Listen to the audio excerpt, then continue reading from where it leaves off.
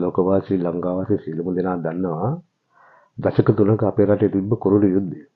නැගෙනහිර පළාතේ අම්පාර ගෝනගල ගම්මානයට එල්ල වුණා එදා 1999 සැප්තැම්බර් 19 වෙනි දින හෝ 18 වෙනි දින මට හරියට මතකයි හැටියට පළවෙනිම එල්ල වුණු රස්ත ප්‍රහාරය. හැබැයි එදා රස්ත ප්‍රහාරය එල්ලෙන්න කලින් මිනිස්සු උදේ උයාගත්ත කෑම කන්නේ රාත්‍රී හවස් කාලේ 4-5 වෙනකොට මිනිස්සු බොහොම බයෙන් තදිගැම්මෙන් ජීවත් වෙනවා. රැයි හඳ මැද්දේ උයාගත්ත බත් මුට්ටි අරන් ගිහිල්ලා ගෑනු දරුවෝ ළමා ලපටෙක් එක්ක කැලේ හැංගිලා තමයි ජීවත් වෙන්නේ. හැබැයි උදෑසන වෙනතුරු තමන්ගේ ජීවිතය පිළිබඳව කිසිම විශ්වාසයක් තිබෙන්නේ නැහැ. කොහොම ඉන්නකොට තමයි රස්ත ප්‍රහාරය එල්ලීලා 54 දෙනෙක් අමානුෂික ලෙස ගෝනගල ගම්මානයේ දී අහිමි. ඉතින් අද වෙනකොට ගෝනගල ගම්මානයේ මිනිස්සු බොහොම සතුටුයි.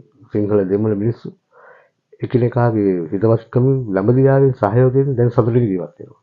ඉතින් එදා රස්ත ප්‍රහාරය පිළිබඳව යුද්ධය පිළිබඳව දැන් ඉන්න තරුණයන් නම් දන්නේ නැහැ.